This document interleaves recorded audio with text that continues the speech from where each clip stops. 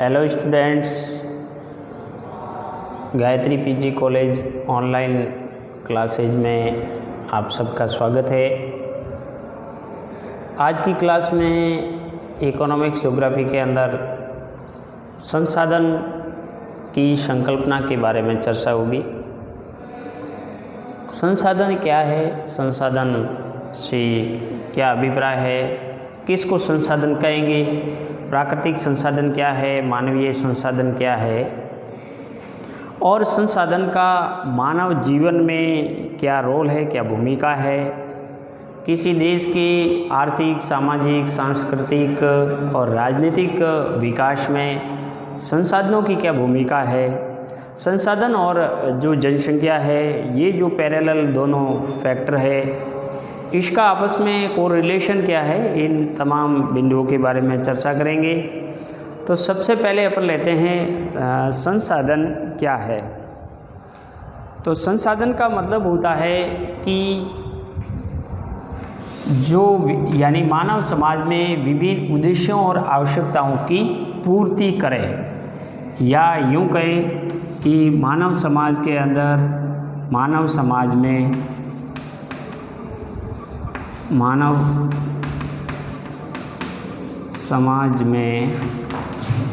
विभिन्न उद्देश्यों एवं आवश्यकताओं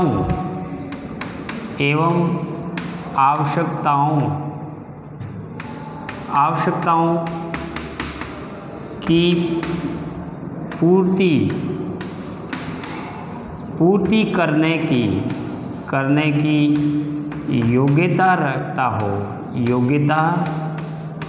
रखते हैं, उसे क्या कहते हैं, संसाधन कहते हैं। मानव के किसी उद्देश्य, मानव समाज में विभिन्न उद्देश्य और आवश्यकताएं हैं, जो इच्छाएं हैं उसकी पूर्ति करने की योग्यताएं रखते हैं, उसका निवारण करने में सक्षम हो, उसको अपन क्या कहते हैं, संसाधन कहते हैं। साधारण अर्थों में देखें तो संसाधन का मतलब है कि मानव की आवश्यकताओं और इच्छाओं की पूर्ति करने वाले पदार्थ को क्या कहते हैं, संसाधन कहते हैं।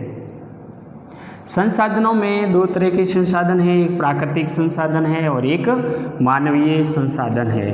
प्राकृतिक संसाधन में जैसे भूमि है, जो धरातल है, भूमि या धरातल है, मिट्टी है, जल, खनिज पदार्थ, वायु, वनस्पति, ये सारे क्या है, प्राकृतिक संसाधन है। और इसके अलावा मानवीय संसाधन है, जिसमें मानव ने अपने ज्ञान, बुद्धि, तकनीकी के हिसाब से उनके मानव समाज में सामाजिक और आर्थिक विकास में भी योगदान देते हैं। जैसे शिक्षा है, स्वास्थ्य है, ज्ञान, सामंजस्य है, या राजनीतिक स्थिरता है, या आर्थिक उन्नति है, ये भी यानी संसाधन कहलाते हैं। तो संसाधन में जो प्राकृतिक संसाधन है, इन प्राकृतिक संसाधनों को अपन यानी दृष्टिगोचर करते हैं, या इसको कहते हैं मूर्त रूप। ये मूर्त रूप में होते हैं। जैसे भूमि, जल, मिट्टी, खनिज पदार्थ, ये सारे क्या है, मूर्त रूप में संसाधन है, प्राकृतिक संसाधन है। जबकि अमूर्त रूप के अंदर शिक्षा, स्वास्थ्य, ज्ञान, ये सारे क्या है, अमूर्त रूप में भी संसाधन है। और इन दोनों का, अमूर्त और मूर्त रूप दोनों का भी मानव की आवश्यकताएं हैं, उद्देश्य है, उसकी पूर्ति करने में महत्वपूर्ण योगदान रखता है। तो मानव समाज की जो आवश्यकताएं और इच्छाओं की पूर्ति करने में सक्षम हो, उसको अपन क्या कहते हैं, संसाधन कहते हैं। संसाधन के संबंध में एक परिभाषा आई है, जिसमें जिमरमैन ने परिभाषा दी है कि मनुष्य का जो ज्ञान है वो ही सबसे बड़ा संसाधन है, और संसाधन होते नहीं हैं, बनते हैं।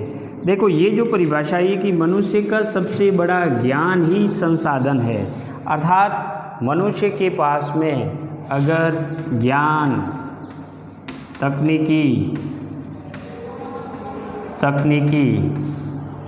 और क्षमता क्षमता, तो वो अपने ज्ञान, बुद्धि, तकनीकी और क्षमता से जो प्राकृतिक संसाधन है, मिट्टी है, जल है, खनिज पदार्थ है, इससे एक मूल्यवान संसाधनों का निर्माण कर सकता है। वो अपने ज्ञान से, तकनीकी से और क्षमता के आधार पर बहुत सारे संसाधनों का विकास कर सकता है।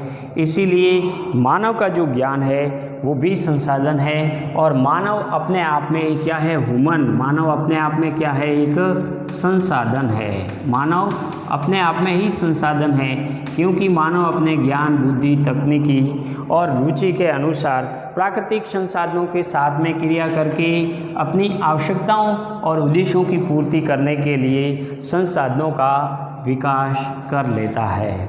इसीलिए माना जाता है कि जिन जिन प्रदेशों के अंदर मानव के पास में ज्ञान और तकनीकी है, वह अपने संसाधनों का विकास कर लेता है। जैसे ऐसा ही अपन एक उदाहरण देखते हैं, जापान। जापान एक छोटा सा देश है। जापान एक छोटा सा देश है, लेकिन एशिया महाद्वीप में क्या है, औद्योगिक राष्ट्र कहलाता है। एशिया महाद्वीप के अंदर एकमात्र औद्योगिक राष्ट्र है, वो है जापान।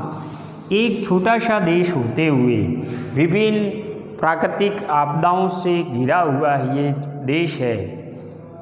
इनके पास में इतने प्राकृतिक संसाधन नहीं है, लेकिन इन्होंने अपनी ज्ञान और तकनीकी के आधार पर जापान ने बहुत सारे संसाधन विकसित किए हैं, अर्थात ये विकसित संसाधनों की श्रेणी में आता है।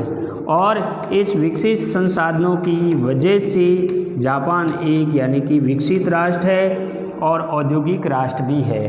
तो इनमें जो औद्योगिक राष्ट्र का विकास हुआ है या औद्योगिकरण का विकास हुआ है, वो ज़्यादातर आयातित प्राकृतिक संसाधनों पर आधारित है। लेकिन इनके पास में क्या है, टेक्नोलॉजी और जो ज्ञान है, बुद्धि और टेक्नोलॉजी है।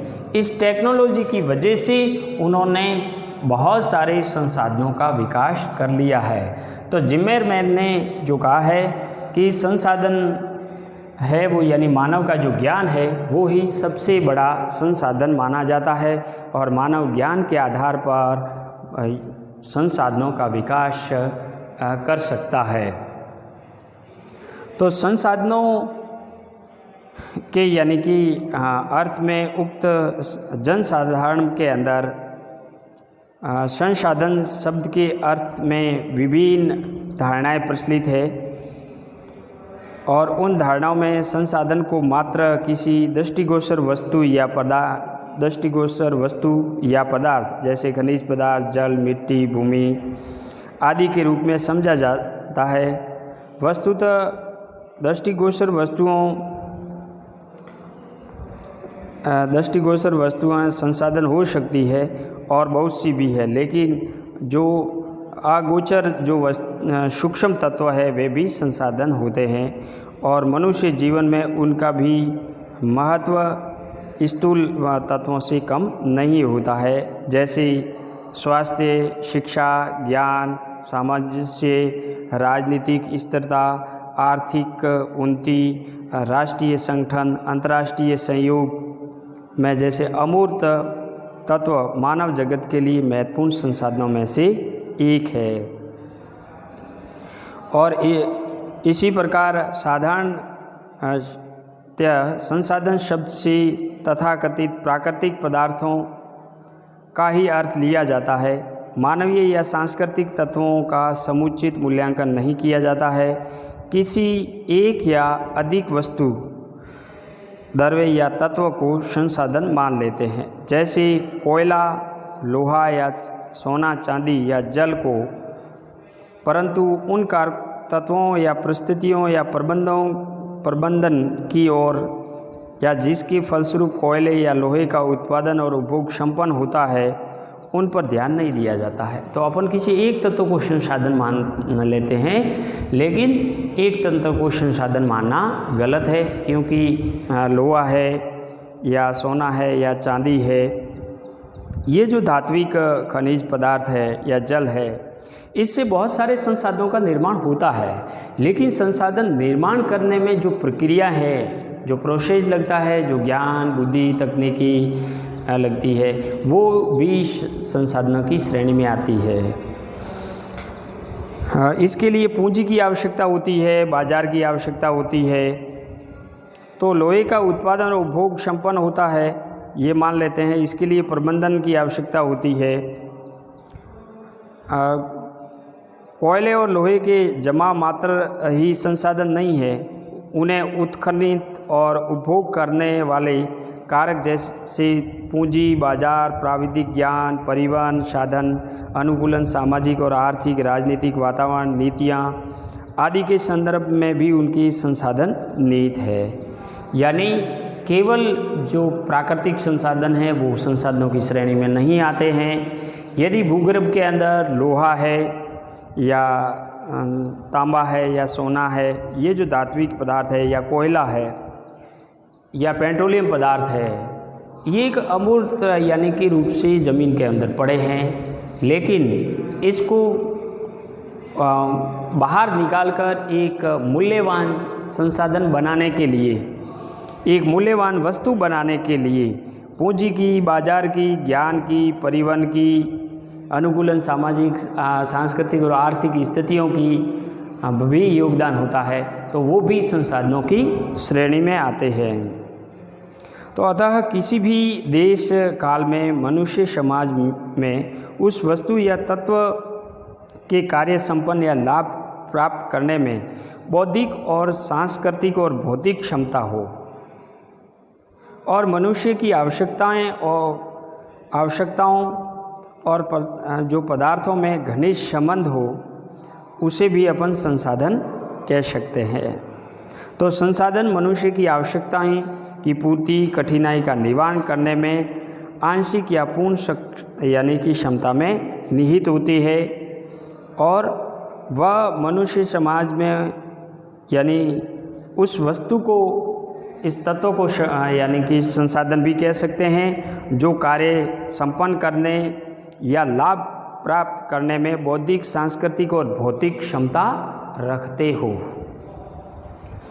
संक्षेप में कहा जाता है कि प्राकृतिक और मानवीय तत्वों को गत्यात्मक अनहोन्य प्रक्रिया की फलस्वरूप ही संसाधन का विकास होता है।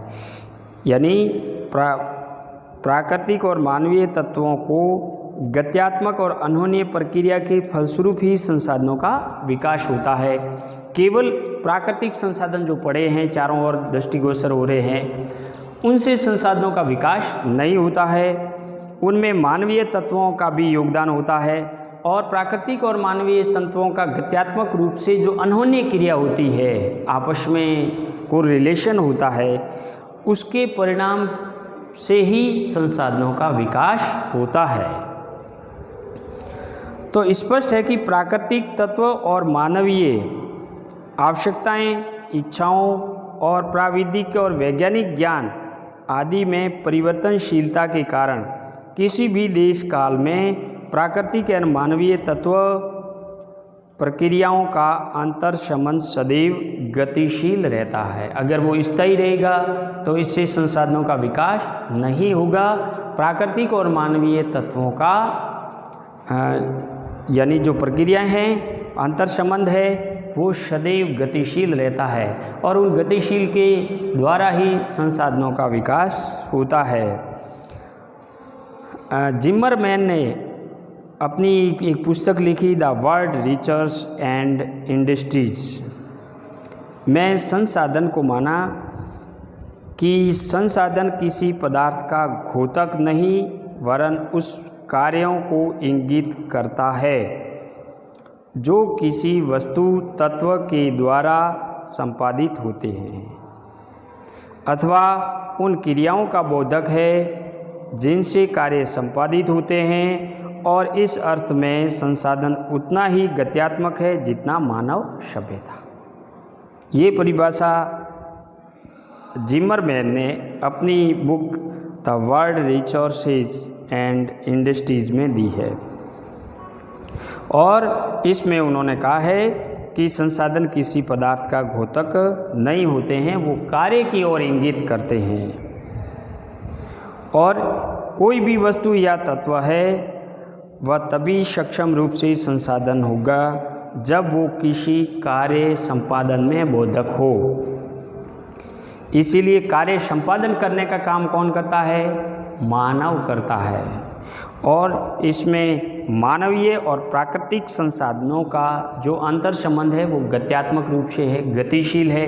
इससे नए नए संसाधनों का विकास होता है, चाहे परिवहन के संसाधन हो, चाहे अन्य उत्पादित वस्तुओं से संबंधित संसाधन हो जो मानव की आवश्यकता और इच्छाओं की पूर्ति करे। उसमें मानवीय और प्राकृतिक तत्वों के अंतर संबंध की जो क्रियाएं हैं वो हमेशा गतिशील रहती है। और संसाधन के अर्थ को सुस्पष्ट ढंग से समझने के लिए मनुष्य के ज्ञान और आकांक्षा तथा उसकी कुल प्राविधिक सांस्कृतिक क्षमता को एक और तथा तटस्थ या प्राकृतिक तत्वों की दूसरी ओर रखते हुए उन्हें समष्टि रूप में एक ही परिप्रेक्ष्य में रखकर उनके अन्योन्य अंतर संबंध का सम्यक अध्ययन है वो अपेक्षित है। प्राकृतिक वातावरण में दो शक्तियाँ होती है, एक प्राकृतिक संसाधन या वे प्राकृतिक पदार्थ तत्व या शक्तियाँ जिनमें आदिम मानव आवश्यकताएं पूर्ण करता है और जिन पर संस्कृति प्रविधिज्ञ मानव की छाप नहीं पड़ती है। और दूसरी है प्राकृतिक प्रतिरोधक शक्तियाँ जो मानव प्रगति में बाधक होती है। यानी प्राकृतिक वातावरण की दो शक्तियाँ हैं, एक तो वह प्राकृतिक यानी कि पदार्थ या प्राकृतिक संसाधन तत्व जो मानव की आवश्यकताओं की पूर्ति करती है, और दूसरी है प्राकृतिक प्रतिरोधी शक्तियाँ जो मानव की प्रगति में बाधक होती है। निश्चय ही मानव की प्रगति या आवश्यकताओं की पूर्ति की संभावना उक्त दोनों शक्तियों के द्वारा प्रभावित होती है और आदिम या प्राविधिकी रहित अज्ञानी मनुष्य तटस्थ प्राकृतिक तत्वों से घिरा रहता है जिसे वह किसी भी रूप से प्रभावित नहीं कर पाता है और वह किसी तरह से अपने निकटवर्ती क्षेत्रों से पशुओं की तरह अपनी प्राथमिक आवश्यकताओं की पूर्ति कर पाता है और वह सक्रिय रूप से प्राकृतिक वातावरण के साथ संघर्ष करने की स्थिति में ही नहीं रहता। ऐसी स्थिति में मानव का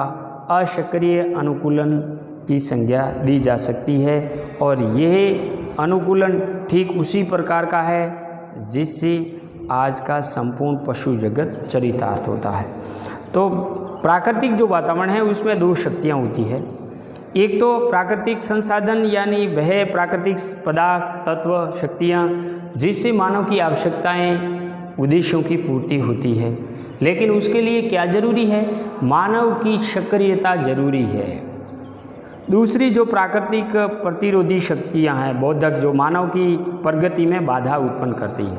हालांकि प्राथमिक यानी प्राकृतिक पदार्थ जो संसाधन हैं और प्राकृतिक प्रतिरोधी शक्तियां हैं दोनों ही मानव की प्रगति को प्रभावित करती है, लेकिन मनुष्य अपनी ज्ञान बुद्धि तकनीकी नहीं लगा करके केवल जो प्राकृतिक पदार्थ है उपलब्ध उससे ही अपना जीवन जीने लगें या अपनी आवश्यकताओं की पूर्ति करके इस तरह रह जाए तो वह एक पशु के समान चरितार्थ होता है। और यदि मनुष्य प्राकृतिक वातावरण के साथ में प्राकृतिक संसाधनों के साथ में सक्रियता अंतर संबंध में गतिशीलता बनाए रखें और अपनी ज्ञान बुद्धि कौशल क्षमता के द्वारा उन प्राकृतिक संसाधनों के साथ में क्रिया करके अपनी आवश्यकताओं और इच्छाओं की पूर्ति करता है तो वो हमेशा सक्रिय संसाधन या संसाधन की श्रेणी में आता है। उक्त अवस्थाओं में प्राकृतिक जगत में मनुष्य के लिए अत्यंत निर्दयी और प्रतिरोधपूर्ण प्रतीत होता है। स्पष्ट है कि प्रकृति की उक्त निर्दयता के कारण ही मनुष्य की प्राविधिक असक्षमता और अज्ञान ही होता है। ऐतिहासिक दृष्टि से मनुष्य लाखों वर्षों तक अज्ञानता का शिकार बना रहा और फलतः प्राकृतिक वातावरण में उसके लिए वे संसाधन प्राप्त नहीं थे जो बाद में सुसंस्कृत मनुष्य को प्राप्त हुए। लगभग 50,000 वर्ष पहले वह पशुओं से भी कुछ आगे बढ़ा और धीरे धीरे बौद्धिक और प्राविधिक क्षमता बढ़ाकर प्राकृतिक वातावरण के साथ पहले से निष्क्रिय सामंजस्य के स्थान पर क्या हुआ, सक्रिय सामंजस्य स्थापित करने लगा। वो सक्रियता करने लगा, एक्टिवेशन रहा और इस सक्रिय सामंजन के हर चेष्टा के साथ प्रगति की गति में तीव्रता आती गई और मनुष्य सने सने पशु पौधे खनिज को अपनी भलाई के लिए उपयोग करने लगा। प्राकृतिक वातावरण में छिटपुट जहाँ तक मनुष्य की छाप पड़ी उनकी कृतियाँ उभरती गई और जंगली पौधों की जगह फसलें, बगीचे, जंगली पशुओं और जंगली पालतू पशु और खेत, खनियाल, घर आदि धीरे धीरे भूदृश्य उजड़ते गए और प्राकृतिक भूदृश्य की जगह विभिन्न क्षेत्रों में मानवीय भूदृश्यों का विकास हुआ। तो इस प्रकार यानी कि जो प्राकृतिक वातावरण के साथ में मानव की दो तरह की भूमिका होती है, एक सक्रियता की और एक निष्क्रियता की। अगर मनुष्य निष्क्रिय अज्ञानी बन कर के प्रकृति के साथ में रहे तो वो एक पशु के समान अपनी आवश्यकता पूरी कर पाएगा, लेकिन धीरे धीरे मनुष्य उस अज्ञानी और निष्क्रियता से बाहर होकर सक्रियता की भूमि अपनाई और उन्हीं प्राकृतिक पदार्थों के साथ में, वातावरण के साथ में क्रिया करके वहाँ प्राकृतिक भूदृश्यों के स्थान पर मानवीय भूदृश्य विकसित किए हैं। और संस्कृति अथवा मानव सभ्यता, मानव क्षमता की वृद्धि के साथ पहले प्राकृतिक वातावरण के तटस्थ तत्व कालांतर में संसाधन होते जाते हैं। फलतः पदार्थ जगत पर मानव का उपयोग प्रभुत्व बढ़ता जाता है। इसीलिए जिमरमैन और मिशेल ने कहा है कि मनुष्य का ज्ञान ही सबसे बड़ा संसाधन है, क्योंकि प्राकृतिक वातावरण के प्राकृतिक वातावरण के तत्व विभिन्न मानवीय विशेषताओं, विविध ज्ञान, मेल भाव, सामाजिक संगठन, राजनीतिक सुव्यवस्था आदि के चलते ही संसाधन हो जाते हैं। यानी इसी के द्वारा ही मानव है वो अपने ज्ञान और क्षमता का उपयोग करके वह प्राकृतिक वातावरण के तत्वों में मानवीय विशेषताएं, विविध ज्ञान, मेल माप, सामाजिक संगठन, राजनीतिक सुव्यवस्था के चलते ही संसाधन बनते हैं या संसाधन होते जाते हैं, निर्माण होते जाते हैं, सर्जित होते जाते हैं। तो प्राकृतिक वातावरण के साथ में मानव है वो एक सक्रिय अभिक्रिया करके, अंतर संबंध करके संसाधनों को सर्जित करता है।